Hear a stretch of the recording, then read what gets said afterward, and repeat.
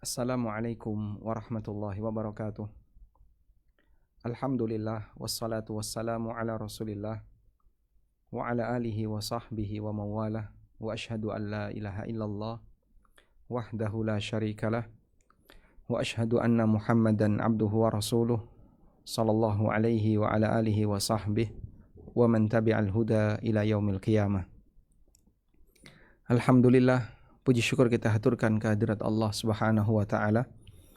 Di kesempatan sore hari ini kembali kita melanjutkan kajian dengan membaca buku Al-Minah Al-Aliyah fi Bayan As-Sunan Al-Yaumiyah, rangkaian sunnah-sunnah harian.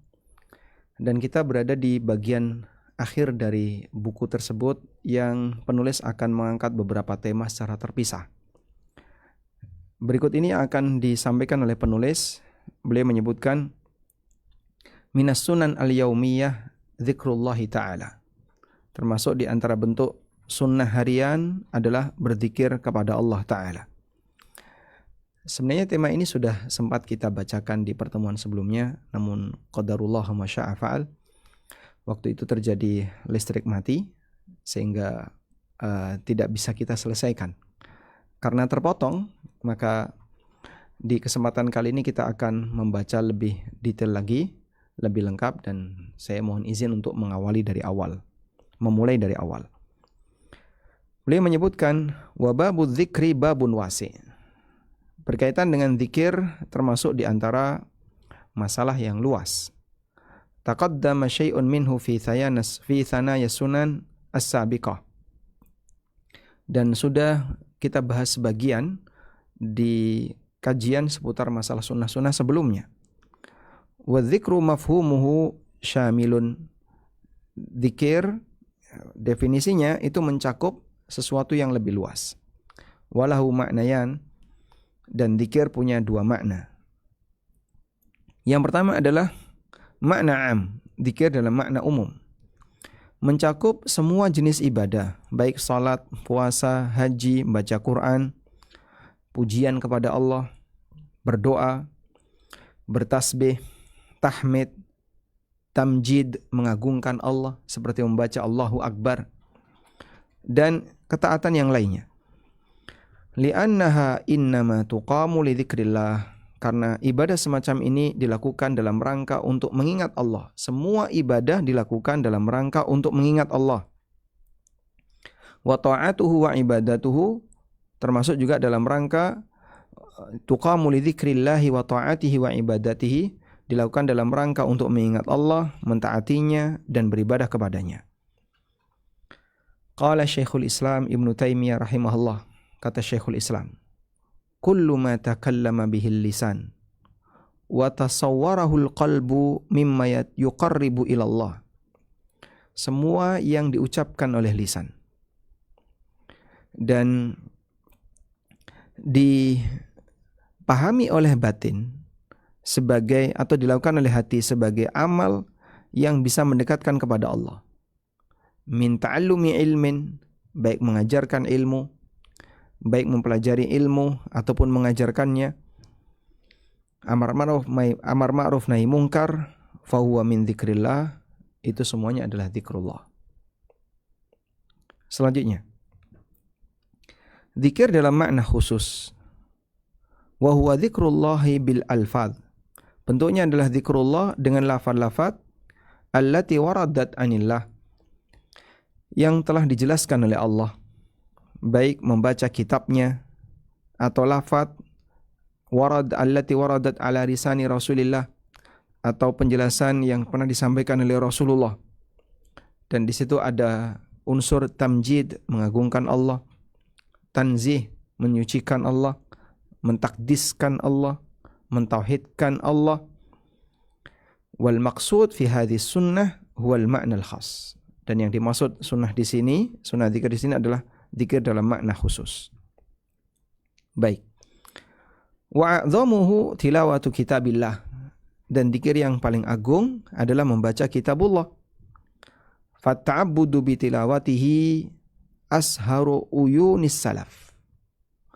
Beribadah dengan baca Quran adalah kegiatan yang membuat mata para ulama masa silam terjaga. Ashar artinya mengalami sahar, yaitu tidak tidur di malam hari, ya, bergadang. Membuat mata para ulama salaf itu bergadang. Wa aqaddu madaji'ihim, dan yang membuat lambung mereka jauh dari tempat tidur. Sehingga apa yang dilakukan oleh para ulama masa silam di malam hari? Tilawatul Quran. Mereka membaca Quran. Sebagaimana pujian yang diberikan oleh Allah Ta'ala, kanu qalilan minal laili ma yahja'un. Sedikit sekali di waktu malam yang mereka gunakan untuk tidur. Wabil ashari hum yastaghfirun, dan di waktu sahur mereka banyak beristighfar. Fajama'u fi lailihim, maka di waktu malam mereka menggabungkan tilawah kitabullah dan aneka zikir yang lainnya, al-ma'thurah, yang datang dari Rasulullah sallallahu alaihi wasallam. Falillahi durruhu min lailin taba bi ihya'i ahlihi lahu. Maka sungguh betapa indahnya malam di mana malam itu dihidupkan oleh orang yang beribadah. Wa yal khasarah wa ya la khasaratuna wa tahawununa wa tafrituna bilayalina, dan betapa merugikannya malam-malam kita. Kita sering meremehkan kegiatan di malam itu. Kita sering membiarkan malam-malam berlalu, termasuk juga waktu-waktu sahur. Tidak kita gunakan untuk beribadah kepada Allah. Wa asa an taslama min isyani ilahina illa ma rahima rabbina tabaraka wa ta'ala. Semoga kita selamat dari bentuk durhaka kepada Allah, dan semoga Allah Subhanahu wa taala merahmati kita. Baik. Sekarang coba kita menggali lebih dalam berkaitan dengan makna zikir. Kata zikrullah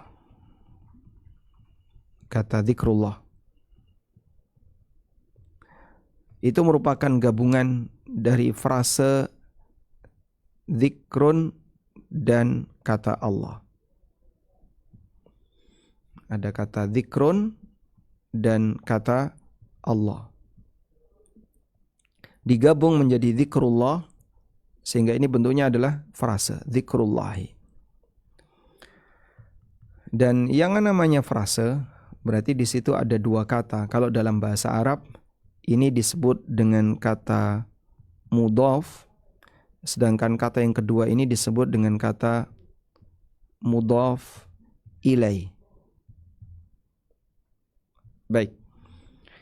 Kalau dalam bahasa Indonesia, frase terdiri dari dua kata, kata satu plus kata dua.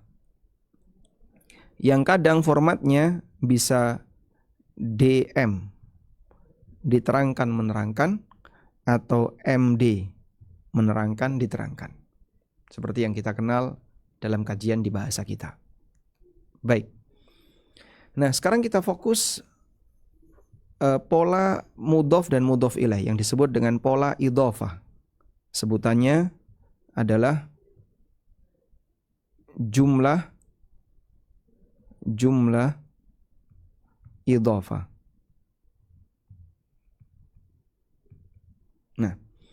Nah, dalam pola idhofah zikrullah, di situ mudhof ilaih, posisi mudhof ilaih, kata Allah. Posisi kata Allah dalam frase pada frase zikrullah. Di sana ada dua posisi, Baik. Yang pertama, kata Allah sebagai objek. Jika kata Allah sebagai objek, maka zikrullah maknanya adalah mengingat Allah. Maka di situ zikrullah diterjemahkan dengan mengingat Allah. Dan bentuk mengingat Allah di sini adalah menyebut nama Allah dalam kalimat thayyibah.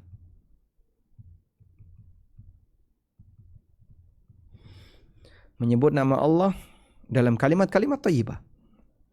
Contohnya kita membaca Alhamdulillah, atau kita mengucapkan Allahu Akbar, atau kita membaca Subhanallah, atau kalimat yang semisal.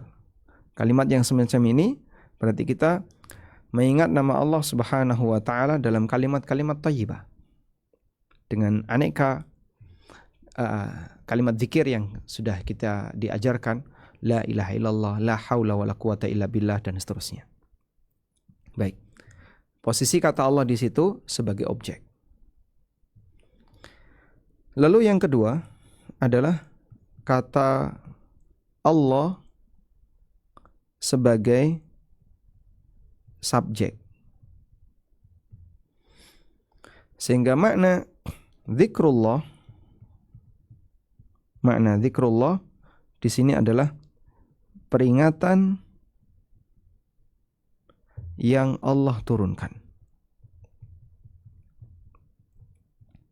Peringatan yang Allah turunkan. Dan itulah wahyu. Dan itu merupakan wahyu. Sehingga kegiatan zikrullah dengan makna yang kedua adalah membahas peringatan Allah. Dari sinilah kita bisa memahami kenapa kajian yang membicarakan masalah halal haram, membicarakan tentang masalah tafsir Al-Quran maupun hadis Nabi SAW, dan aneka tema yang lainnya itu disebut zikrullah. Sehingga dari sini kegiatan kajian agama adalah zikrullah. Kenapa itu disebut zikrullah? Karena membahas peringatan Allah. Karena itu Jumatan disebut oleh Allah sebagai zikrullah. Jumatan disebut sebagai zikrullah. Dari mana, Pak, kita bisa mendapatkan itu? Sebagaimana yang Allah firmankan dalam Al-Quran. Ya ayyuhalladzina amanu idza nudiya lis-salati min yaumil jumu'ah fas'au ila dzikrillah. Allah mengatakan idza nudiya lis-salati min yaumil jumu'ah fas'au ila dzikrillah. Apabila kamu dipanggil untuk melakukan ibadah di hari Jumat, fas'au ila dzikrillah, maka bersegeralah menuju zikrullah. Allah Subhanahu wa taala menyebut kegiatan Jumatan sebagai zikrullah. Demikian pula kajian disebut zikrullah, sebagaimana yang pernah disabdakan oleh Nabi SAW dalam sebuah hadis yang sahih. Rasulullah SAW pernah mengatakan, Inna lillahi malaikatun sayyahina fil ard. Allah Subhanahu wa taala memiliki malaikat yang mereka berkeliling di muka bumi, dan tujuannya adalah dalam rangka untuk mencari zikrullah. Yaltamisuna ahla dzikri. Berikut ini ya. Inna lillahi malaikatan yatufuna fit turuq yaltamisuna ahla dzikri. Allah memiliki malaikat yang mereka berkeliling di jalan-jalan untuk mencari ahlu dzikr. Fa idza wajadu qauman, apabila mereka menjumpai sekelompok orang yadhkurunallah, yang mengingat Allah, yang menyebut nama Allah, dan yang dimaksud di sini adalah membahas tentang aneka ayat-ayat Al-Quran dan hadis-hadis Nabi SAW. Tanadaw, maka mereka memanggil. Halumu ila hajatikum, mari mendekat ke hajat kalian. Hajatnya para malaikat adalah mengingat Allah Subhanahu wa taala dan membahas nama-nama Allah Subhanahu wa taala, membahas aturan-aturan Allah, wahyu-wahyu Allah. Fayakhufunahum bi ajnihatihim, lalu mereka pun mengelilingi orang-orang yang berzikir tadi dengan sayap-sayapnya. Ila as-sama'id dunya, sampai ke langit dunia. Baik. Sehingga di sini mereka banyak menyucikan Allah, mereka banyak berzikir kepada Allah, bentuknya adalah dengan membahas aneka peringatan yang diturunkan oleh Allah Subhanahu wa taala.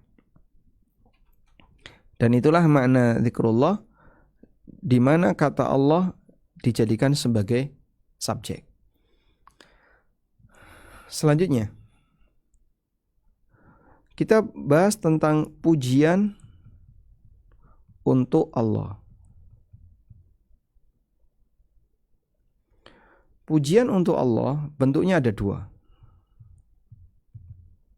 Yang pertama adalah menyebutkan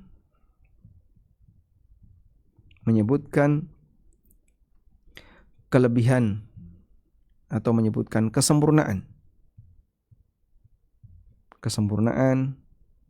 dan pujian untuk Allah. Ya, misal ya, dengan mengucapkan alhamdulillah.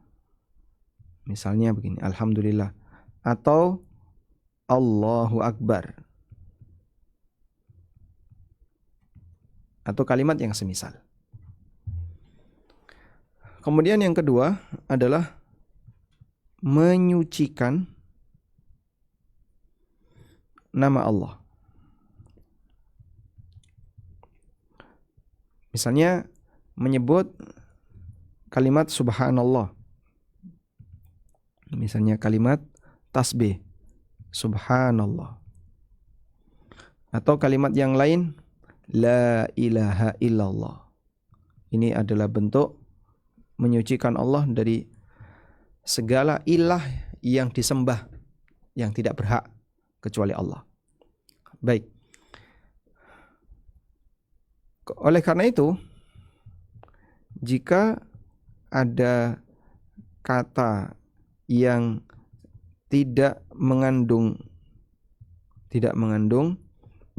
dua hal di atas, maka tidak bisa disebut zikrullah. Kalau ada dua kata yang tidak mengandung dua hal di atas, maka tidak bisa disebut zikrullah. Misalnya, ya, misal orang hanya mengucapkan Allah, Allah. Nah, ini sisi pujiannya di mana? Tidak menyebutkan kesempurnaan Allah, kelebihan Allah, atau kesucian untuk Allah, dan juga tidak menyucikan nama Allah. Atau misalnya, apalagi yang lebih parah lagi ya, orang mengatakan hu. Nah, misalnya, ini apa ini? Lah itu singkatan dari nama Allah. Sejak kapan nama Allah disingkat dengan hu? Allah Subhanahu wa taala tidak pernah punya nama hu. Dan sejatinya seperti ini bukan termasuk pujian. Di sisi mana dia bisa disebut pujian? Yang namanya pujian itu jika dia mengandung menyebutkan kesempurnaan, pujian untuk Allah, seperti kalimat alhamdulillah, Allahu Akbar, atau semisalnya, atau nama-nama Asmaul Husna Allah, atau dia menyucikan nama Allah seperti kalimat subhanallah. Baik, sekarang kita lanjutkan. Berikutnya penulis menyebutkan tentang bagaimana para sahabat berinteraksi dengan Quran. Kaifa kana as-sahabatu ma'al Quran? Bagaimana interaksi sahabat dengan Quran? Sebelumnya telah disebutkan hadis Hudzaifah bahwa Nabi SAW qara'a fi raq'atin wahidah. Rasulullah SAW pernah dalam sekali salat, satu rakaat, beliau membaca surat Al-Baqarah, kemudian surat An-Nisa, kemudian surat Ali Imran. Sampai sholatnya Nabi SAW lama sekali. Kemudian juga disebutkan dalam hadis dari Abu Wa'il, dari Abdullah radhiyallahu anhu, yaitu Abdullah bin Mas'ud. Beliau bercerita, "Shallaitu ma'an Nabi sallallahu alaihi wasallam lailatan." Aku pernah salat malam bersama Nabi sallallahu alaihi wasallam. Falam yazal qa'iman. Dan beliau terus berdiri membaca surat hatta hamamtu bi amri su'in. Sampai aku punya keinginan untuk melakukan hal yang buruk. Qulna, kami bertanya kepada Ibnu Mas'ud, "Wa ma hamamta?" Keinginan apa yang mau kamu lakukan? Qala, "Hamamtu an aquda wa adharan Nabiyya sallallahu alaihi wasallam." Aku ingin duduk dan aku tinggalkan Nabi sallallahu alaihi wasallam. Hadis sahih riwayat Bukhari Muslim. Wa fi sahihain, dan disebutkan dalam Sahih Bukhari Muslim dari Abdullah bin Amr radhiyallahu anhuma, qala li Rasulullah sallallahu alaihi wasallam, Rasulullah sallallahu alaihi wasallam pernah bersabda kepadaku, "Iqra' al-Qur'an." Bacalah Al-Qur'an fi kulli syahrin, setiap bulan. Khatam tiap bulan. Qala, Abdullah bin Amr mengatakan, "Inni ajidu quwwah." Aku bisa lebih dari itu. Qala, kemudian Nabi SAW mengatakan, "Faqra'hu fi 20 laila." Kalau begitu, khatamkan dalam waktu 20 hari. Qala, kata Abdullah bin Amr, "Inni ajidu quwwah." Aku bisa lebih dari itu. Faqra'hu fi 7. Kalau begitu, khatamkan dalam waktu 7 hari. Wala tazid ala dhalik. Jangan lebih dari itu. Masya Allah. Subhanallah. Sahabat seperti itu ya.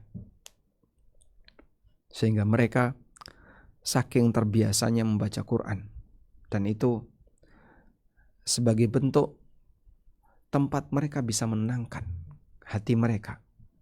Mereka banyak membaca Al-Quran, bahkan sampai khatam dalam waktu 7 hari. Khatam dalam waktu 20 hari dan seterusnya. Karena sahabat adalah orang yang paling bersemangat, manusia yang paling bersemangat dalam baca Quran. Kanu yatahassaruna li fawatihi, sehingga mereka menyesal kalau sampai ketinggalan membaca Quran. Faja'ala lahumun nabi fursatan yu'awwiduna biha. Sehingga Nabi SAW berikan kesempatan bagi mereka untuk menggantikan mereka tidak sempat baca Quran di malam hari. Dalam hadis riwayat Muslim dari Umar bin Khattab radhiyallahu anhu, Rasulullah sallallahu alaihi wasallam bersabda, "Man nama an hizbihi," siapa yang ketiduran sehingga tidak sempat membaca Quran di waktu malam. Au syai'in minhu, atau dia karena ngantuk sehingga tidak bisa menyelesaikan targetnya. Semalam biasanya 1 juz. Ini enggak sampai 1 juz, sudah ngantuk. Faqara'ahu fima baina salatil fajri wa salatil dhuhri. Lalu dia baca dalam kegiatan ibadah antara subuh sampai zuhur. Kutiba lahu ka'annama qara'ahu minal lail. Maka dicatat untuknya sebagaimana dia baca di malam hari. Fa ya Rabbi alhiqna birukabihim wa'fu an taqsirina wa zalalina. Ya Rabb, gabungkan kami bersama rombongan mereka. Dan ampuni yang selama ini kami banyak meninggalkan Quran. Dan ampuni ketergelinciran kami. Dari Aus bin Hudzaifah radhiyallahu anhu, aku pernah bertanya kepada para sahabat Rasulullah sallallahu alaihi wasallam,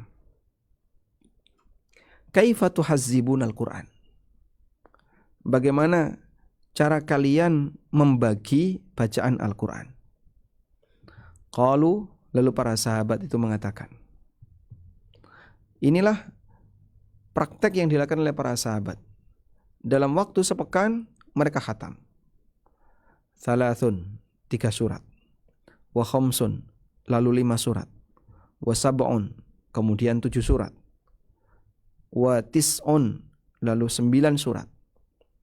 4 hari masing-masing 3 surat, 5 surat, 7 surat, 9 surat. Wa ihda asyrata, kemudian 11 surat. Wa thalatha asyra, lalu 13 surat. wa hizbul mufassali wahdu. Wa hizbul mufassal wahda. Kemudian al-mufassal dibaca sendiri. Al-mufassal berarti bagian akhir. Nanti insya Allah kita jelaskan. Di sini hari pertama 3 surat, hari kedua 5 surat, hari ketiga 7 surat, hari keempat 9 surat, hari kelima 11 surat, hari keenam 13 surat, mufassal hari ke-7. Lalu apa maksud dari 3 surat tadi? Yang dimaksud 3 surat di hari yang pertama adalah Al-Baqarah, Ali Imran, kemudian An-Nisa. Lalu 5 surat berikutnya di hari yang kedua. Dan terus seperti itu sehingga yakhtimunal Qur'an bi usbu'in. Mereka bisa khatam dalam waktu sepekan. Nah, nanti di hari yang terakhir, hari yang ke-7, kalau tadi kan yang terakhir sampai 13 surat ya. Nah, di hari yang ke-7 bukan 13 surat. Coba kita lihat di sini. Ini adalah daftar surat dalam Al-Qur'an. Hari yang ke-7 dimulai dari surat Qaf. Dimulai dari surat Qaf. Surat ke-50 sampai An-Nas. Surat Qaf sampai An-Nas. Dan surat Qaf itu berada di bagian akhir dari Al-Quran. Ya. Kalau kita baca surat Qaf itu ada di juz berapa? Juz 26. Pertengahan dari juz 26. Karena Al-Hujurat itu juga sama di juz 26. Surat Qaf di pertengahan juz 26. Jadi juz 26 sampai terakhir ini di hari yang terakhir, hari yang ke-7. Berarti berapa itu? 27, 28, 29, 30. Jadi mereka rata-rata kurang lebih 4 juz sehari. Itulah kebiasaan para sahabat. Kita lanjutkan. Hakadza kana ar-ra'ilul awwal. Seperti inilah generasi yang pertama. Di samping mereka adalah orang-orang yang banyak berzikir. Al-Quran mereka jadikan sebagai ucapan harian. Wa hadza hadwahum man tabi'ahum minas salaf. Dan demikian pula para ulama salaf setelahnya. Kayak apa itu Pak bacanya Pak? Cepat mungkin. Mereka menghafal Quran sebagaimana kita hafal Al-Fatihah. Anda ketika menghafal Al-Fatihah, wah sambil merem ngantuk pun gak salah.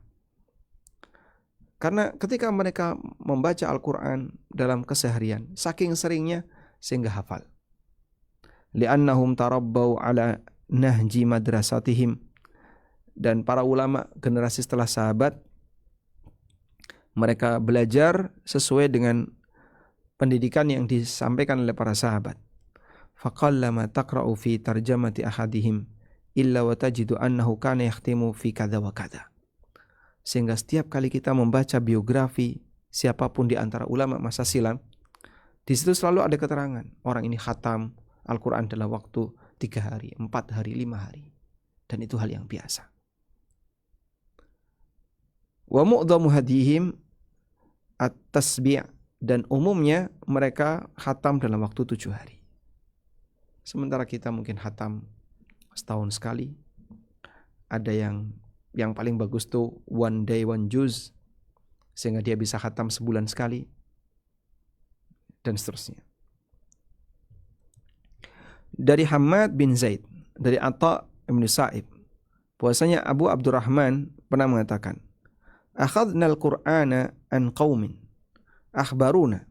Kami mempelajari Al-Quran dari sekelompok orang yang mereka menyampaikan, annahum kanu idza ta'allamu asyra ayatin, bahwa kebiasaan mereka dulu, mereka apabila sudah mempelajari 10 ayat, lam yujawizuhunna ilal ashril akhar, mereka tidak akan menambah 10 ayat berikutnya, hatta ya'lamu ma fihin, sampai mereka mengetahui isi dari kandungannya.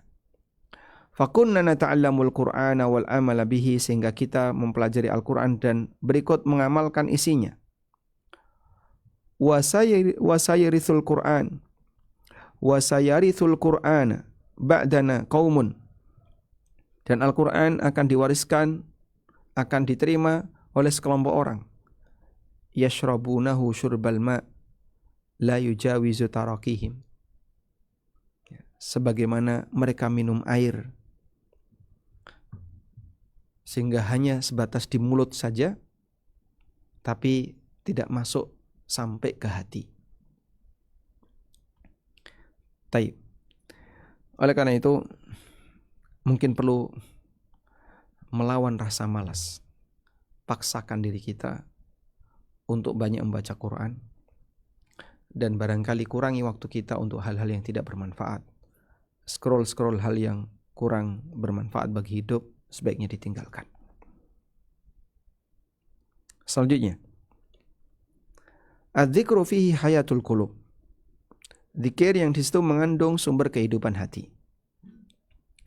Banyak di antara kita, terutama di zaman sekarang, dan banyak sekali kesibukan, yashku sada'a qalbihi wa ghaflatihi, yang ini bisa menyebabkan kelalaian hati. Wa hayatul qalbi takunu bidzikri, dan hidupnya hati dilakukan dengan cara zikir.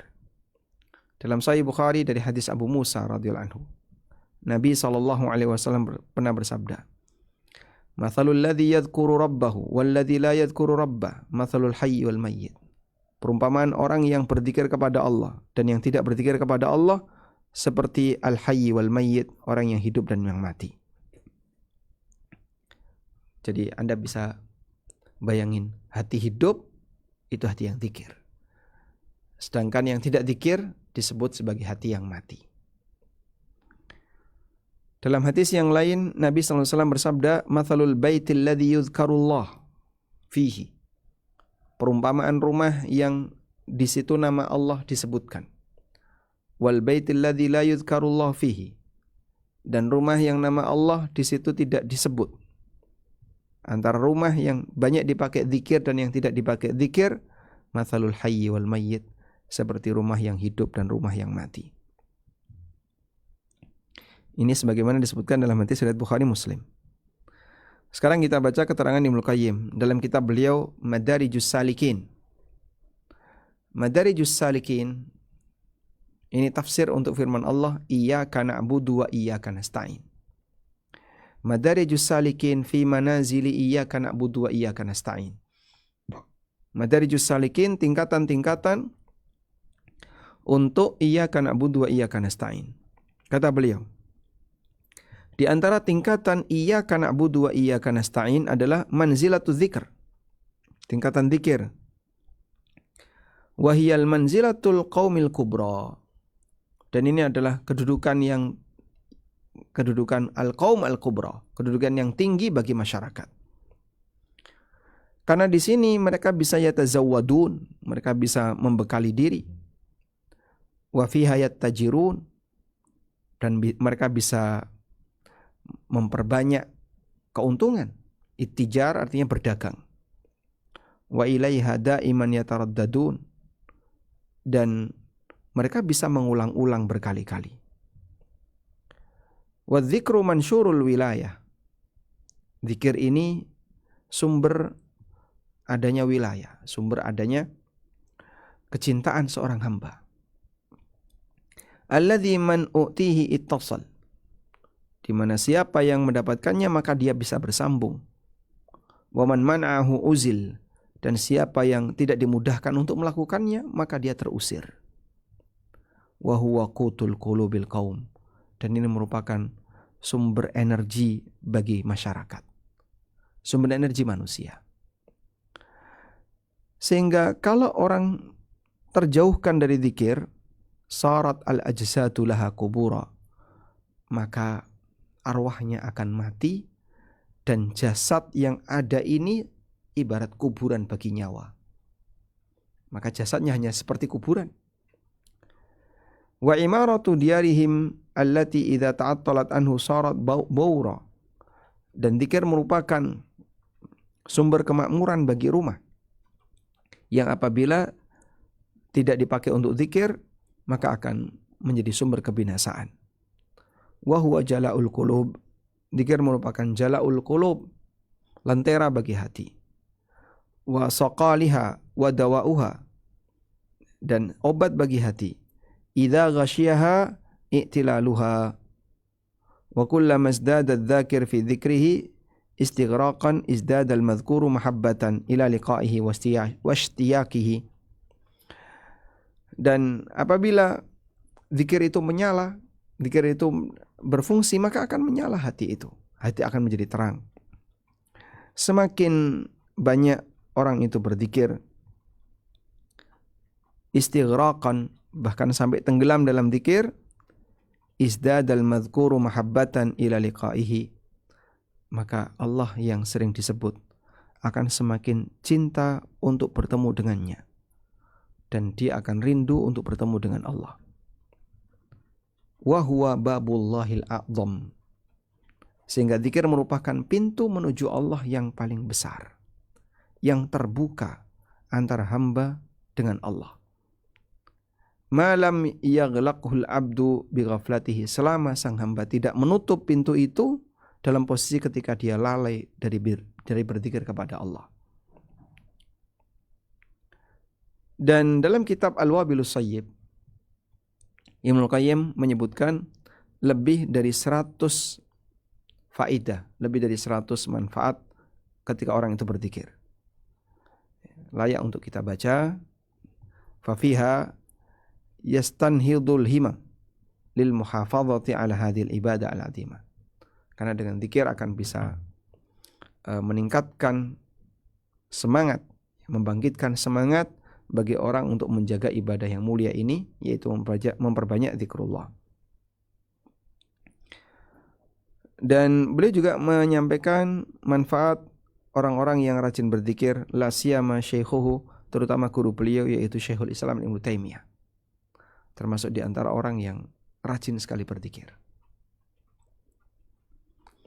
Selanjutnya, motivasi yang diberikan oleh Allah untuk berzikir di banyak tempat. Di antaranya,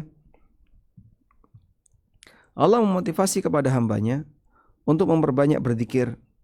Allah Ta'ala berfirman, Ya ayyuhalladzina amanu dzkuru, Ya ayyuhalladzina amanu dzkurullaha dzikran katsira, wasabbihuhu bukratan wa asila.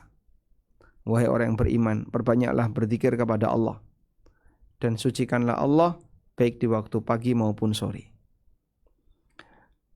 Kemudian di ayat yang lain, Allah menjanjikan orang yang rajin berzikir, laki-laki maupun perempuan, dengan mendapatkan ampunan, wa azimil ajri was thawab, dan mendapatkan pahala yang besar. Allah Ta'ala berfirman, wadh-dhakirinallaha katsiran wadh-dhakirat a'addallahu lahum maghfiratan wa ajran azima. Lelaki yang banyak berzikir kepada Allah, demikian pula para wanita, Allah janjikan kepada mereka ampunan dan pahala yang besar. Allah juga memberikan peringatan kepada kita dari karakter orang munafik yang mereka itu sedikit berzikir. Wallahul musta'an. Allah Ta'ala mengatakan, Innal munafiqina yukhadi'un Allah. Orang munafik itu suka menipu Allah. Wa huwa khadi'uhum, dan Allah membalas tipuan mereka. Wa idza qamu ilas salati qamu kusala.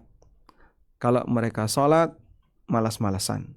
Yura'unan nasa wa la yadhkurunallaha illa qalila. Mereka suka bersikap riya dan tidak mengingat Allah kecuali sebentar. Dan demikianlah salatnya orang munafik. Mereka tidak mengingat Allah kecuali sedikit. Dan Allah Subhanahu wa Ta'ala juga memberikan peringatan kepada kita agar tidak terlalu sibuk dengan harta, dengan anak, sehingga menyebabkan kita lupa dari berzikir kepada Allah. Ya, sekarang kita begitu sibuk dengan HP, sehingga membuat kita lupa dari membaca Quran dan berzikir kepada Allah. Allah Ta'ala berfirman, Ya ayyuhalladzina amanu la tulhikum amwalukum wala auladukum an dzikrillah. Wahai orang yang beriman, jangan sampai harta kalian dan anak kalian membuat kalian lalai dari zikrullah. Wa may yaf'al dzalika fa ulaika humul khasirun. Siapa yang melakukan itu, maka mereka adalah orang yang rugi. Wa ta'ammal ma'i hadzal fadl al-azim. Sekarang yang kelima, coba renungkan nilai dari keutamaan besar berikut ini dan kemuliaan yang tinggi, Allah Ta'ala berfirman, "Fadhkuruni adzkurkum." Perbanyaklah berzikir kepadaku, maka aku akan mengingat kalian. Sehingga cukup hanya dengan kita diingat Allah sebagai balasan zikir, itu sudah merupakan balasan yang sangat istimewa. Siapa yang tidak ingin namanya disebut dalam forum-forum yang istimewa, dalam forum-forum yang mulia, yang menunjukkan kalau dia adalah orang yang berprestasi. Apa yang bisa Anda bayangkan ketika nama Anda disebut oleh Pak Bupati, atau disebut oleh Pak Gubernur, atau bahkan disebut oleh Presiden? Mungkin kita akan bangga jika konteksnya adalah pujian. Bagaimana ketika nama kita disebut oleh Allah Subhanahu wa Ta'ala? Dalam hadis qudsi, Allah Subhanahu wa Ta'ala berfirman, "Ana 'inda dhanni 'abdi bi." Aku sesuai dengan persangkaan hambaku kepadaku. Sehingga kalau dia husnudzon kepada Allah, Allah akan memberikan kebaikan baginya. "Wa ana ma'ahu idza dzakarani." Dan aku selalu membersamainya. Idza dzakarani, apabila sang hamba mengingatku. Fa in dzakarani fi nafsihi. Kalau dia mengingatku fi nafsihi ketika sendirian, dzakartuhu fi nafsi, maka aku ingat dia dalam diriku. Wa in dzakarani fi mala'in. Kalau dia mengingatku fi mala'in, dalam kerumunan, dzakartuhu fi mala'in khairim minhum, maka aku akan ingat dia dalam kerumunan yang lebih baik daripada kerumunan mereka. Hadis sahih riwayat Bukhari, Muslim. Baik. Karena itu dulu para sahabat, mereka sampai menangis ketika merasa namanya disebut oleh Allah.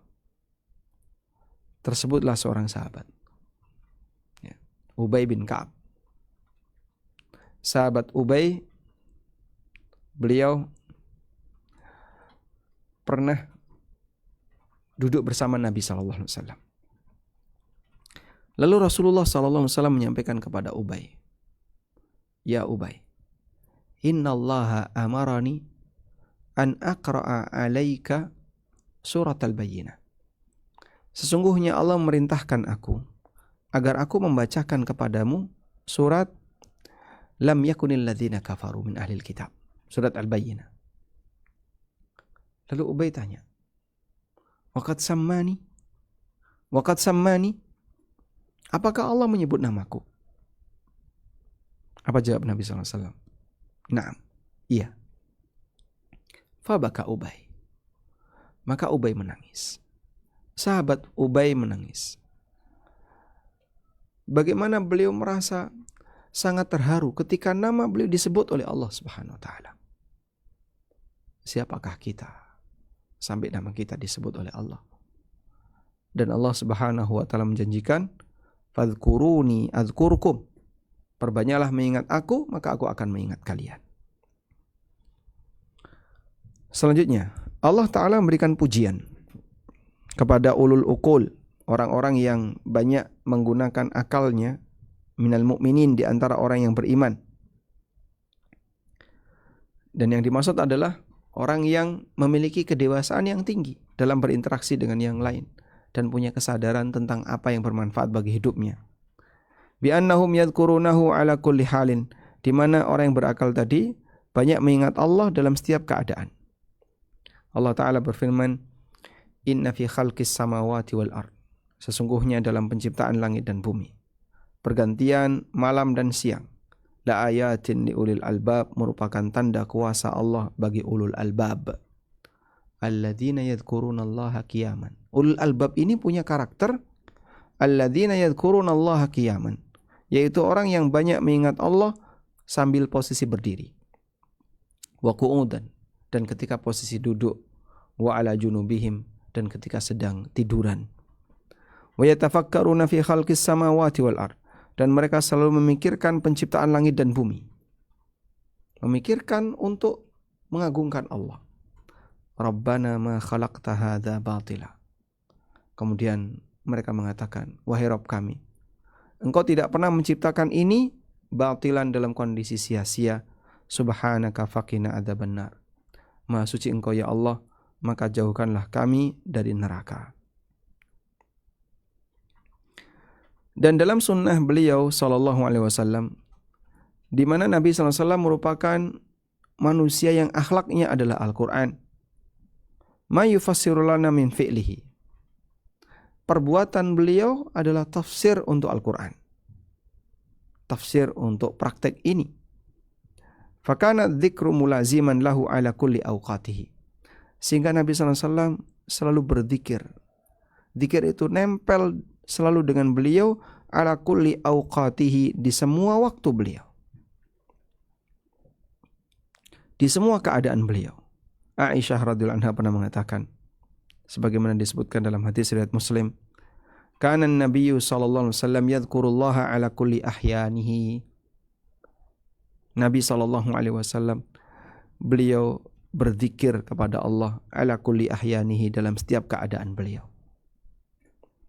Walaka anta tasawwar akhil muslim.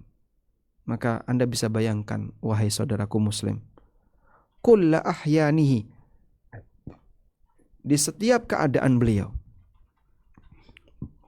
Wa kaifa hiya kullu au ba'du ahyanina.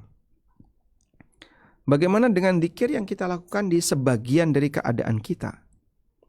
Wala aqulu bimumatsalatiha walakin bimuqarabatiha li ahyani an-nabi sallallahu alaihi wasallam. Aku tidak katakan untuk membandingkan antara perbuatan kita dengan Nabi sallallahu alaihi wasallam. Tapi setidaknya kita berupaya untuk mendekati praktek Nabi sallallahu alaihi wasallam. Fa'al nahnu fi ba'di awqatina minadz-dzakirin. Apakah kita termasuk di antara orang yang rajin berzikir di sebagian waktu kita? Wal a'jab, dan yang paling mengherankan dari hal ini adalah hadis yang diriwayatkan oleh Muslim dalam sahihnya. Kaifa yakunu dzikruhu, bagaimana zikirnya Nabi sallallahu alaihi wasallam, hatta fi halin syighalihi, sampai ketika beliau sedang sibuk. Fa'anil Aghar al-Muzani, dari Al-Aghar al-Muzani, bahwasanya Rasulullah sallallahu alaihi wasallam pernah bersabda, innahu la yughanu ala qalbi wa inni la astaghfirullah fil yawm 100 marrah. Innahu la yughanu ala qalbi, sesungguhnya la yughanu ala qalbi di sini maknanya adalah wal muradu huna ma yataghashshal qalb. Yang dimaksud di sini adalah apa yang taghashshal qalb, yang menjadi selera besar hati. Sesungguhnya hatiku sangat rindu. Wa inni la astaghfirullah fil yaum, dan sesungguhnya aku banyak mohon kepada Allah ampunan dalam sehari 100 marratin, 100 kali. Kemudian kita lihat keterangan di sini, apa yang dimaksud dengan innahu la yughanu ala qalbi. Kata An-Nawawi, wal muradu huna, dan yang dimaksud di sini adalah mayataghashshal qalbu, apa yang membuat hati itu rindu. Qala al-Qadi, kata al-Qadi, kila, ada yang mengatakan al-murad maksudnya adalah al-fatarat wal ghaflat anil dzikri, kondisi lalai dari zikir, alladzi kana sya'nuhu ad-dawam alaihi fa idza fatara anhu aw ghafala adda dzalika dzanban, yang itu akan terjadi dalam setiap hati. Dan apabila beliau sedang kelewatan zikir atau lalai dari berzikir, beliau anggap itu sebagai sebuah dosa. Maka beliau beristighfar, wastaghfara minhu. Demikian keterangan Al-Qadi. Innahu la yughanul qalbi. Hatiku tidak merasa tenang. Pada saat ada sesi tertentu kok tidak berzikir, beliau istighfar. Qila, dan ada yang mengatakan wa huwa hammuhu bisababi ummatihi. Dan ini adalah harapan Nabi sallallahu alaihi wasallam dengan sebab umatnya. Wa mattala'a alaihi min ahwaliha ba'dahu, dan kondisi yang beliau saksikan dari keadaan umatnya ba'dahu, setelah beliau wafat. fayastaghfiru lahum, maka Nabi SAW mohon ampunan untuk mereka. Waqilah, dan ada yang mengatakan sebabnya adalah beliau sibuk untuk melihat apa yang maslahat bagi umatnya, urusan mereka, berperang melawan musuh. Kemudian aneka dialog yang beliau lakukan. Lalu ta'liful mu'allafa, kemudian beliau mengambil hati orang-orang yang baru masuk Islam atau semacamnya. Fayastagilu bidzalika min a'dhami maqamihi, sehingga kesibukan itu membuat beliau tidak bisa melaksanakan zikir. Fa yurahu dzanban bin nisbati ila azimi manzilatihi, maka beliau merasa itu adalah sebuah kesalahan jika dibandingkan dengan posisi beliau yang mulia sebagai seorang nabi. Sehingga bagaimana mungkin seorang nabi harus putus zikir, padahal itu terisi dengan aneka kegiatan-kegiatan yang bermanfaat yang lainnya. Wa qad qala al-Muhashi khauful anbiya wal malaikati khaufu idzamin wa in kanu aminina adzaballah. Kata al-Muhashi, takutnya para nabi dan takutnya para malaikat adalah takut karena mengagungkan Allah. Wa in kanu aminina adzaballah, meskipun mereka dalam posisi aman dari azab Allah. Demikian kutipan dalam keterangan An-Nawawi dalam syarah An-Nawawi untuk Sahih Muslim. Baik. Sehingga ini menunjukkan keutamaan besar dalam berzikir dan bagaimana semangat zikirnya Rasulullah SAW. Beliau berzikir di setiap keadaan. Sampai ketika beliau disibukkan dengan urusan dakwah sehingga terkadang putus zikirnya, maka Rasulullah SAW menganggap itu sebagai sebuah kesalahan dan beliau beristighfar. Dari sinilah sebagian ulama memberikan penjelasan kenapa Nabi SAW ketika keluar toilet beliau membaca ghufranaka. Salah satu di antara penjelasannya adalah karena saat di toilet beliau tidak bisa zikir. Lalu saat keluar dari toilet beliau mohon ampun kepada Allah, karena tadi terputus zikirnya karena harus ke toilet. Wallahu a'lam. Baik. Walhamdulillahirabbil alamin. Dan masih cukup panjang untuk bisa kita selesaikan di sesi kali ini. Kurang lebih ada 4 halaman ya. InsyaAllah akan kita baca di pertemuan berikutnya. Semoga Allah berikan kita beberapa ilmu yang bermanfaat dengan tahap demi tahap membaca buku Al-Minah Al-Aliyah fi Bayan As-Sunan Al-Yaumiyah. Demikian sebagai pengantar di kesempatan kali ini. Wassallallahu ala nabiyyina Muhammadin wa ala alihi wa sahbihi wasallam. Wa akhiru da'wana alhamdulillahirabbil alamin. Selanjutnya bagi teman-teman yang tergabung dalam Zoom bisa mengikuti diskusi terbatas dengan menyampaikan pertanyaan melalui kolom chat yang bisa kami baca. Atau bagi Anda yang mau menyampaikan pertanyaan secara langsung, silahkan raise hand terlebih dahulu dan insya Allah kita akan persilahkan setelah memungkinkan waktunya. Baik.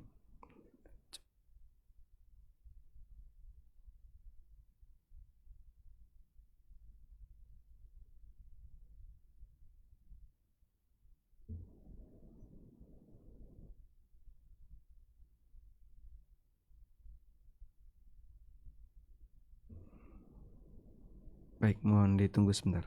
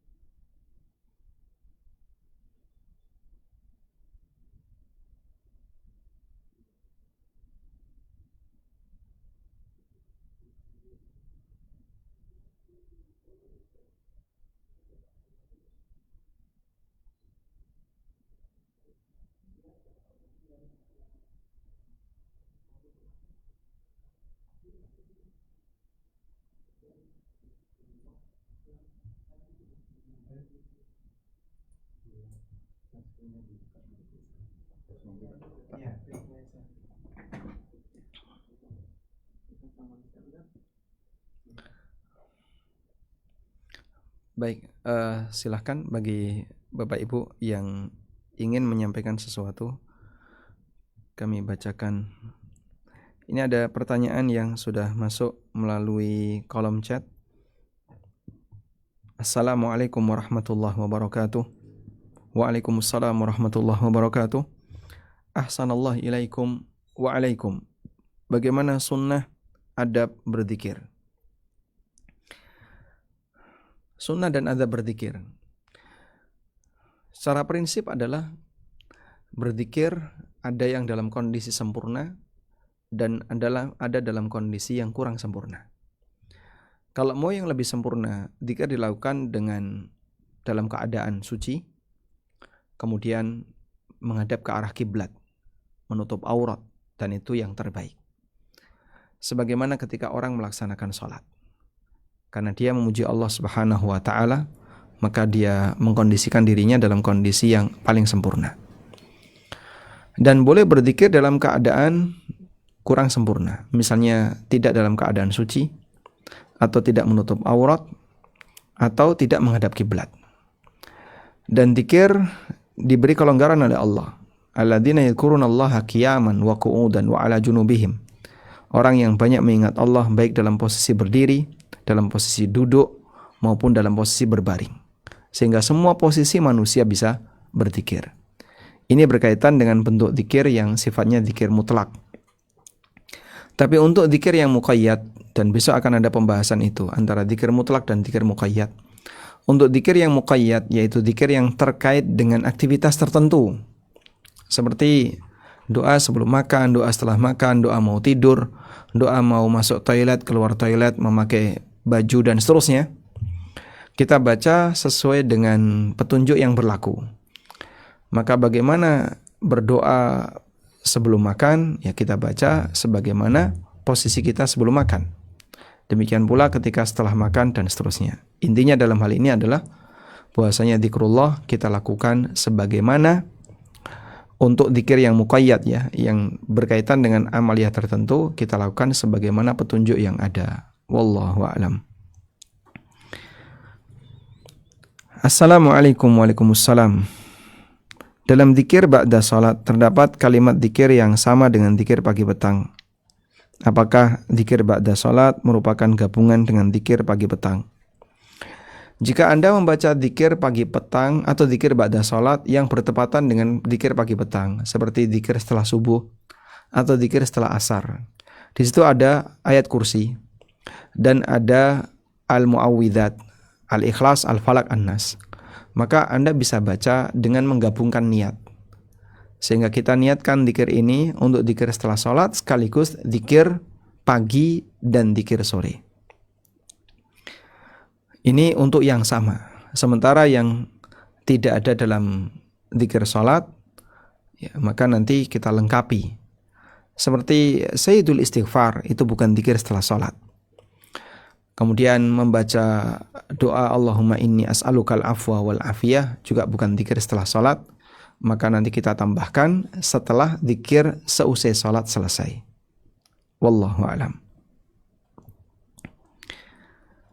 Baik, selanjutnya kami persilahkan bagi jamaah yang menyampaikan pertanyaan secara langsung. Di sini ada Ibu Neneng.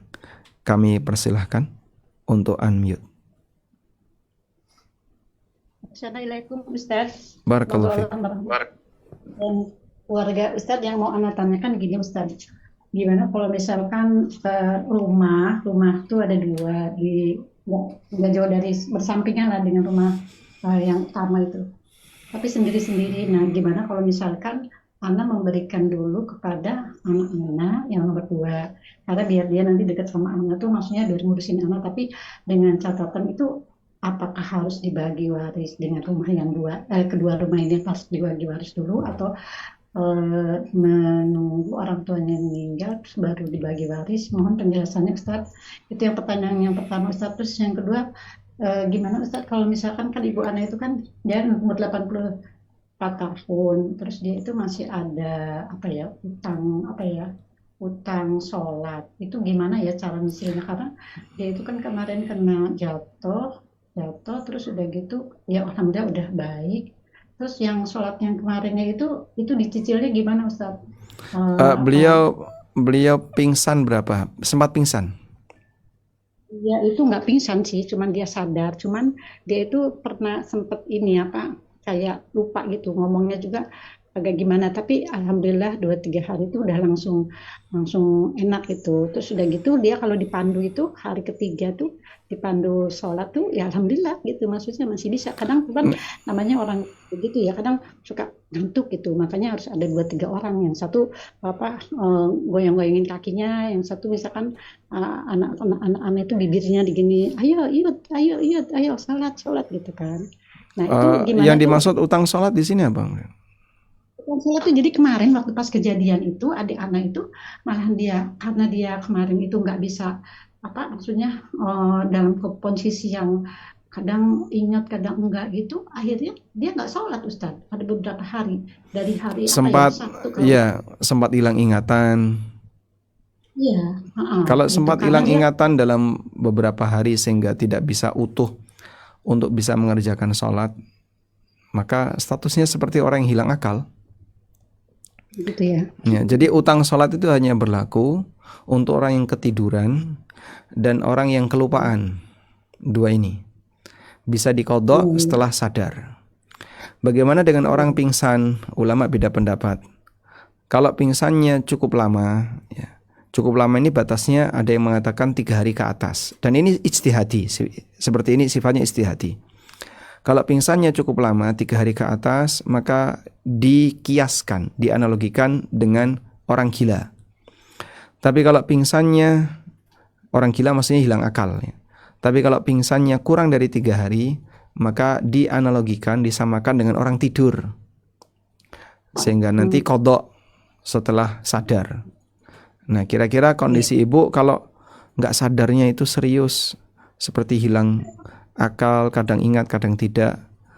Wallahu ya. alam, yang saya pahami, em, beliau kalau hilang akal ya tidak wajib sholat. Nah, kalau yang mengenai rumah itu gimana Ustadz kalau misalkan itu? Baik, berkaitan dengan hibah. Hibah bagi anak itu wajib sama rata. Sehingga kalau anaknya 2, ya berarti anak pertama dan kedua wajib sama-sama diberi dan nilainya sama. Kalaupun nanti ada selisih nilai dari aset yang diberikan, karena menyamakan nilai aset mungkin agak sulit, maka yang bisa dilakukan adalah kompensasi. Sehingga yang dapat lebih banyak, dia memberikan kompensasi kepada yang dapat nilai lebih sedikit. Begitu sebagai prinsip hibah. Dan kalau sudah dihibahkan nggak jadi warisan. Kemudian hibah itu hanya bisa dilakukan apabila pemiliknya masih dalam kondisi sehat. Karena itu kalau pemiliknya sudah dalam keadaan sakit-sakitan, menjelang wafat apalagi, lalu dia ngomong hibah, itu dipahami sebagai wasiat. Kemudian hibah itu diserah terimakan seketika, sehingga tidak boleh gantung. Nanti rumah ini jadi milik kamu kalau bapak sudah meninggal. Kalimat ini namanya wasiat, karena perpindahan kepemilikannya digantungkan dengan kematian. Tapi kalau ini rumah jadi punya kamu, udah sekarang bapak udah serahkan ke kamu, ini sertifikatnya, kalau mau balik nama silahkan. Nah, ini sah sebagai hibah. Baik, jadi yang perlu diperhatikan di situ, untuk anak wajib sama rata. Kemudian jika ada selisih nilai, maka pakai kompensasi. Kemudian hanya bisa diberikan dalam posisi pemiliknya masih sehat. Dan hibah itu harus diserahkan seketika. Kalau tertunda dengan kematian, ini namanya wasiat. Bisa dipahami insya Allah ya. Oleh karena itu tidak ada warisan ketika pemiliknya masih hidup. Jadi orangnya masih hidup itu tidak ada istilah warisan. Warisan itu baru terjadi setelah pemiliknya mati. Maka tidak ada istilah bagi waris sebelum wafat, itu tidak ada. Tapi Pak, kan umum itu katanya bagi waris sebelum mati. Ya, aslinya tidak ada. Tapi kalau maksudnya adalah menjelaskan tentang cara membagi waris harta si A sebelum si A mati, ya itu boleh-boleh saja. Sifatnya hanya menjelaskan. Tapi nanti realnya seperti apa, tunggu si A mati. Wallahu a'lam. Jadi kelihatan Ustaz. Baik. Baik, untuk selanjutnya kami persilahkan Ibu Ferawati.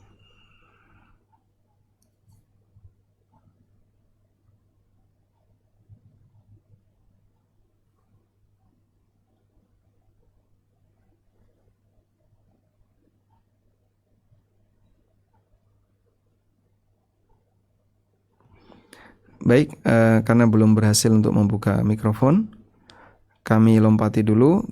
Kami persilahkan Ibu Putri. Assalamualaikum warahmatullahi wabarakatuh, Ustadz. Waalaikumsalam warahmatullahi wabarakatuh. Hayakumullah ya Ustadz. Hayakallah bayak. Afwan Ustadz, ini ada yang menitipkan pertanyaan melalui Ana. Jadi ada seorang akhwat Ustadz yang dia sudah mengaji sunnah, tetapi masih banyak koreksi bacaan Al-Qur'annya Ustadz. Mungkin dari sisi makharijul huruf, sifatul huruf, dan lain-lainnya itu masih banyak koreksi, tetapi dia sudah berani untuk membuka halaqah dan mengajarkan anak-anak di tempatnya gitu Ustadz. Dan yang kedua Ustadz, masih terkait dengan si akhwat ini Ustadz, beliau membuka kajian untuk si wali santri Ustadz, tetapi yang diundang bukan Ustadz sunnah. Alasannya adalah supaya kajian itu rame, kata Ustadz. Karena kalau mengundang Ustadz sunnah tidak rame, karena tidak ada lucu-lucunya, tidak ada ketawa-ketawanya, dan sudah dinasehati Ustadz, cuman ya qadarullah mungkin belum ya Ustadz ya. Ini bagaimana ya Ustadz ya, karena ada juga temannya yang datang hanya karena nggak enak gitu Ustadz, karena si akhwat ini ya cukup baiklah kepada teman-temannya Ustadz. Untuk menghadapi dilema ini seperti apa Ustadz, mohon nasihatnya. Jazakallahu khairan wa barakallahu fiik Ustadz. Assalamualaikum warahmatullahi wabarakatuh. Waalaikumsalam warahmatullahi wabarakatuh. Barangkali pertanyaan ini tidak ada kaitannya dengan hukum syar'i ya, tapi lebih kepada menyikapi sikap orang. Untuk yang pertama, beliau mungkin belum lancar membaca Quran tapi sudah mengajar. Jika kondisinya adalah beliau ngajar yang lebih rendah kualitasnya, seperti anak kecil, dan yang beliau ajarkan yang sanggup untuk beliau sampaikan dengan baik, misalnya sebatas mengeja harokat a, i, u, babi, bu, atau semacamnya, ya insya Allah masih ditoleransi. Artinya kemampuan beliau dibandingkan anak didiknya masih di atasnya. Tapi kalau beliau dalam kondisi itu kemudian mengajar kepada anak-anak dan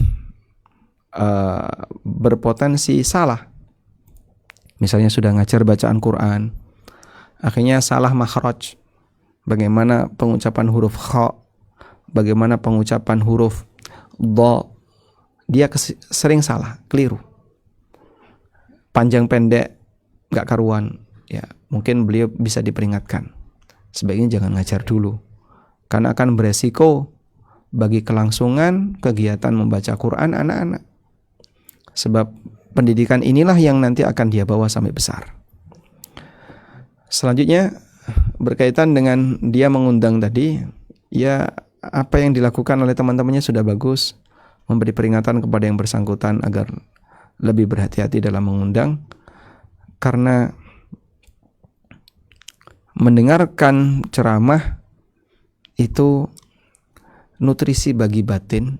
Kalau salah memberi asupan, ibarat orang ngasih obat, niatnya ngasih obat, tapi sebenarnya racun yang dia berikan. Itu kan bahaya. Ini nggak ngasih obat, tapi malah ngasih racun. Nah, daripada nanti dia memberikan racun kepada masyarakat, ya, sampaikan kepada yang bersangkutan. Nanti kalau sampai ada 1-2 penyimpangan yang diamalkan, kau juga turut akan mendapatkan dosanya. Jadi sekiranya kalau memang tidak bisa mengundang untuk ramai, ya, maka lebih baik cukup baca Riyadhus Shalihin saja, atau baca buku-buku yang bermanfaat. Kemudian setelah dibaca, disimpulkan dengan lebih rapi. yaitu mungkin lebih bermanfaat daripada ngundang orang yang mungkin justru malah akan meracuni pemikiran jamaah. Wallahu a'lam. Baik, selanjutnya kami persilahkan Ibu Vera, barangkali sudah bisa dibuka mikrofonnya. Assalamualaikum warahmatullahi wabarakatuh, Ustadz. Waalaikumsalam warahmatullahi wabarakatuh. Ana izin bertanya, Ustadz, apakah murojaah hafalan termasuk dalam amalan zikir, Ustadz? Syukron, jazakallahu khairan, Ustadz. Assalamualaikum warahmatullahi wabarakatuh. Waalaikumsalam warahmatullahi wabarakatuh. Tentu saja murojaah hafalan termasuk dalam amalan zikrullah. Karena murojaah hafalan berarti kita akan membaca ayat Al-Quran dan itu bahkan diulang-ulang. Sehingga satu ayat bisa terbaca 2-3 kali. Dan jelas ini bagian dari zikrullah. Wallahu a'lam. Baik, selanjutnya kami persilahkan Bapak Masrul Syafri.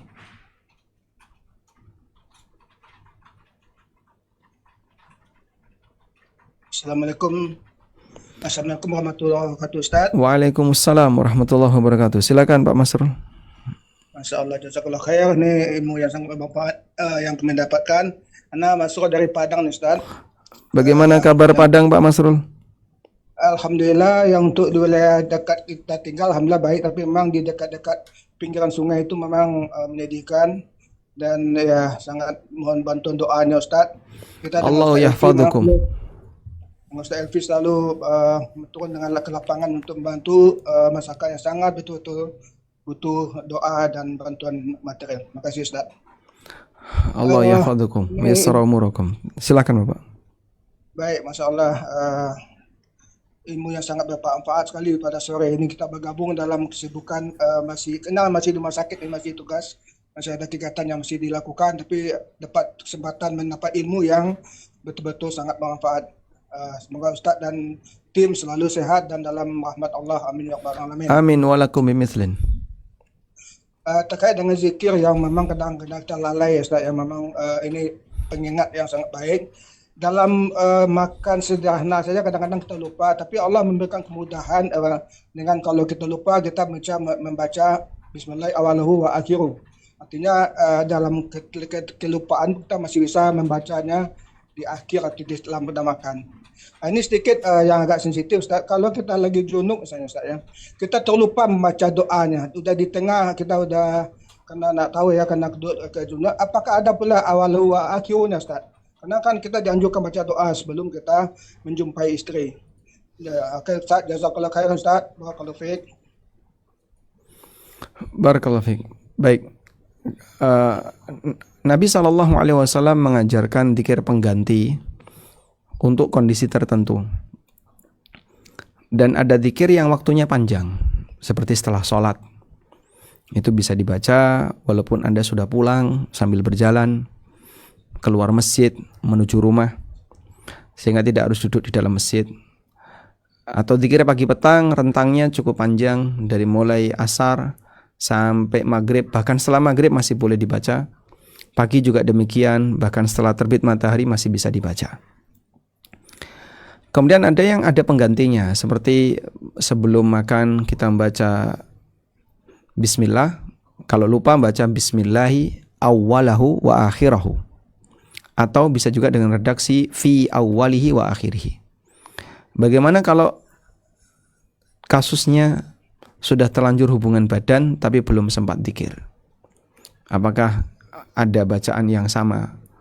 Bismillahi Allahumma jannibna syaitan wa jannibi syaitana ma razaqtana fi awwalihi wa akhirihi. Kami tidak menjumpai dalil tentang itu. Tapi yang mungkin bisa dilakukan adalah jika suami istri sadar dalam posisi dia belum berzikir, maka sebaiknya dihentikan dulu, lalu dia bisa berwudu, dan kemudian jika mau lanjut dia bisa awali dengan zikir. Jadi di posisi dia wudu dulu, lalu dia bisa lanjutkan dengan berzikir terlebih dahulu dengan bacaan yang sama. Bismillah Allahumma jannibna syaitan wa jannibis syaitana ma razaqtana. Wallahu a'lam. Baik, kemudian kita coba selingi dengan membaca kolom chat. Ketika berzikir sambil beraktivitas, apakah mendapatkan pahala zikir? Contoh zikir sambil kerja, sambil nyetir, dan sambil aktivitas yang lainnya. Mungkin pikiran fokus ke pekerjaan, tapi mulut berzikir, bertasbih, tahmid dan istighfar. Apakah ini hal yang baik? Anda tidak mungkin bisa lepas dari aktivitas itu. Karena kita melakukan itu dalam kehidupan sehari-hari. Apalagi Anda yang bekerja. Saya harus nyetir, saya harus nyapu, saya harus bekerja A, bekerja B. Pilihannya dua. Kegiatan itu tidak kita iringi zikir, atau kegiatan itu kita iringi zikir. Mana yang lebih baik? Tentu yang kedua lebih baik. Sehingga kalau pertanyaannya, boleh nggak Pak zikir sambil nyetir? Ya jawabannya boleh, sangat boleh. Tapi kan kita fokus nyetir, lisan memang zikir. Lebih baik itu daripada ketika nyetir tanpa zikir. Boleh nggak Pak kita masak sambil zikir? Sangat boleh. Lebih baik masak sambil zikir daripada masak tidak sambil zikir. Walaupun jika dibandingkan dengan orang yang zikir sambil duduk fokus menghadap kiblat, menutup aurat dengan kondisi yang lebih sempurna, tentu pahalanya beda. Tapi yang pertama tadi bukan berarti hilang nilai anjurannya, sebab membasahi lisan dengan zikir termasuk di antara yang disarankan Nabi SAW. La yazalu lisanuka rutban bidzikrillah. Jadikan lisanmu selalu basah dengan zikrullah. Wallahu a'lam.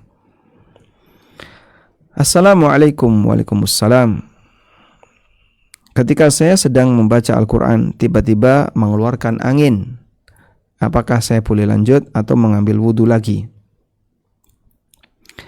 Ulama sepakat boleh membaca Quran dalam kondisi hadas kecil, seperti kentut atau habis buang air.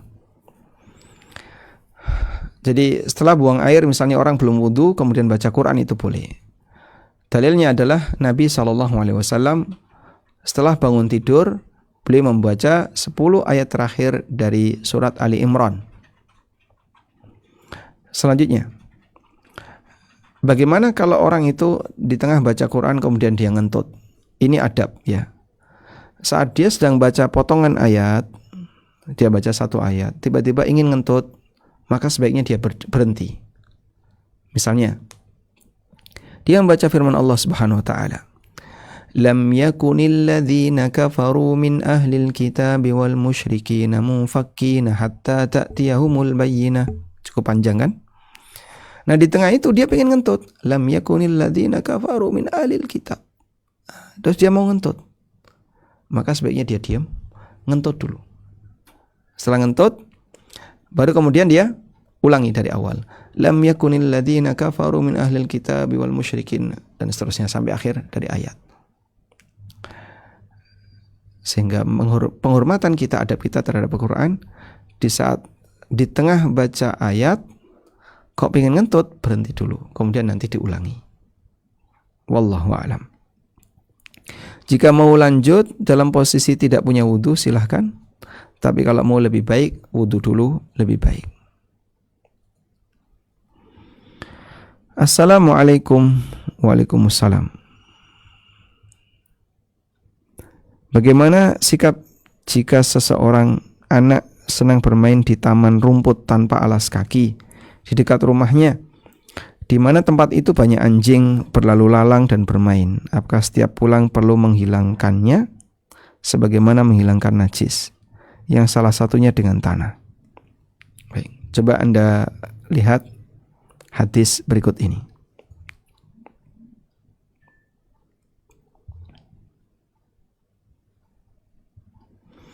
Berikut adalah hadis yang bisa kita jadikan sebagai acuan untuk menjawab kasus Anda tadi.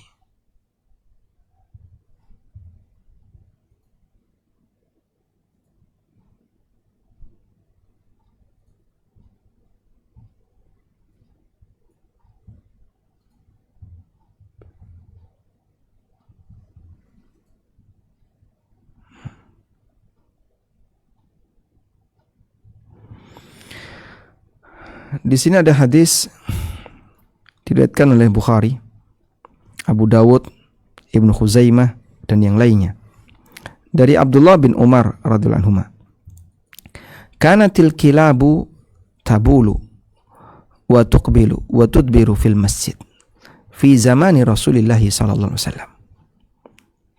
Dulu anjing itu kadang kencing, kadang keluar masuk masjid di zaman Rasulullah sallallahu alaihi wasallam. Falam yakunu yarushuna syai'an min dzalika. Dan mereka tidak menyiramnya dengan sesuatu apapun. Hadis sahih riwayat Bukhari. Baik. Dan hadis ini menjadi dalil bahwa apa yang diinjak oleh anjing itu tidak najis. Itu kencingnya najis gimana, Pak? Ya kencingnya najis, kencingnya anjing najis. Tapi mungkin najisnya hilang ketika itu. Sebab masjid di zaman Nabi SAW adalah tanah. Sehingga anjing keluar masuk nginjak tanah itu. Tapi kata Ibnu Umar, tidak ada perintah untuk nyiram apa yang tadi diinjak oleh anjing atau yang tadi dipakai duduk anjing. Sehingga mengenai kasus yang tadi Anda tanyakan, mungkin tidak perlu ada kekhawatiran apakah perlu dicuci dulu rumputnya atau kaki anak ketika habis bermain di rumput itu. Jawabannya tidak perlu. Kecuali kalau Anda lihat kaki anak Anda nginjak kotoran kucing, kotoran anjing, nah baru kalau mau masuk rumah harus dicuci dulu. Wallahu a'lam. Baik.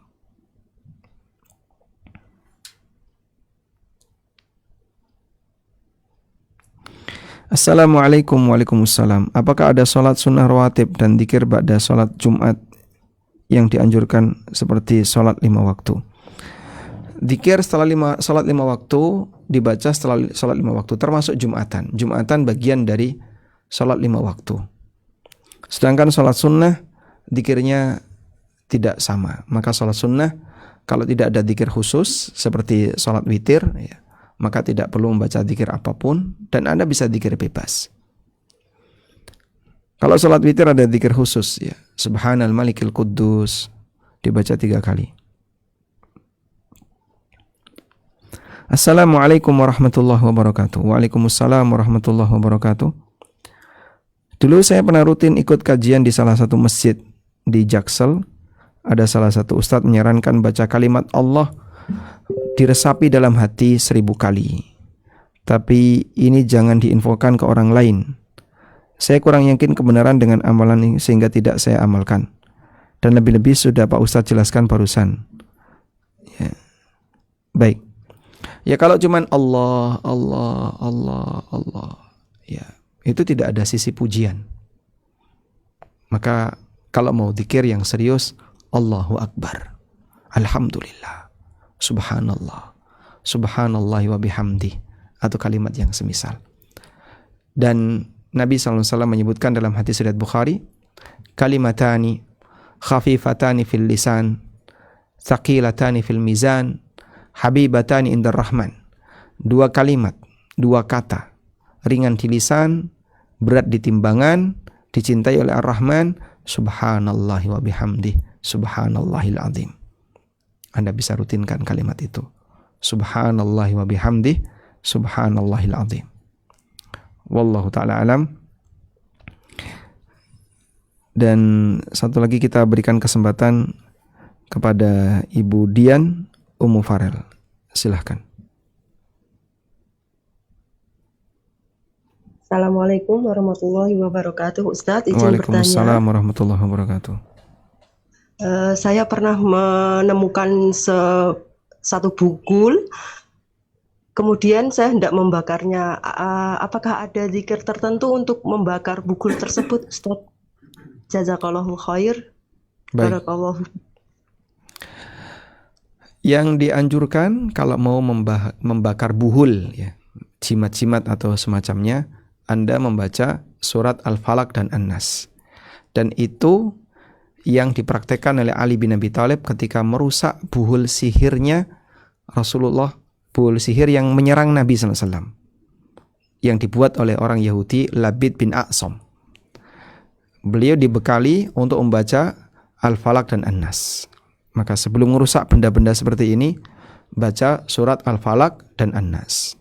Wallahu alam. Baik. Selanjutnya silakan Ibu Leni.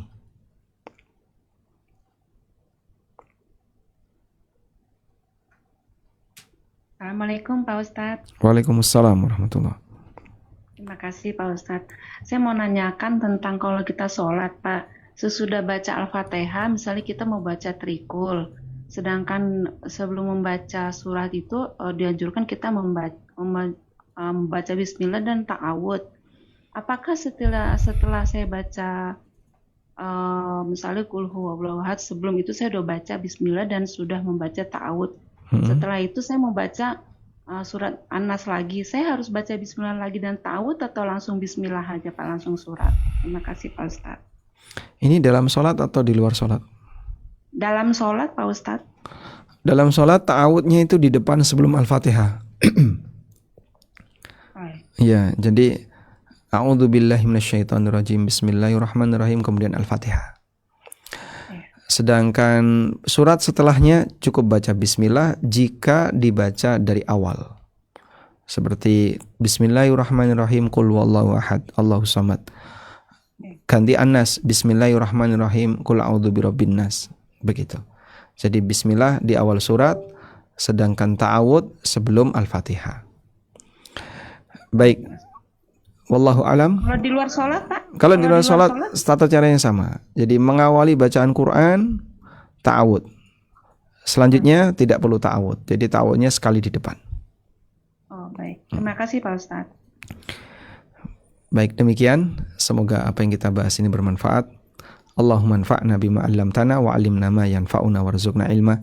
Wa sallallahu ala nabiyyina Muhammadin wa ala alihi wa sahbihi wa sallam. Wa akhiru da'wana anil hamdulillahi rabbil alamin. Wassalamualaikum warahmatullahi wabarakatuh.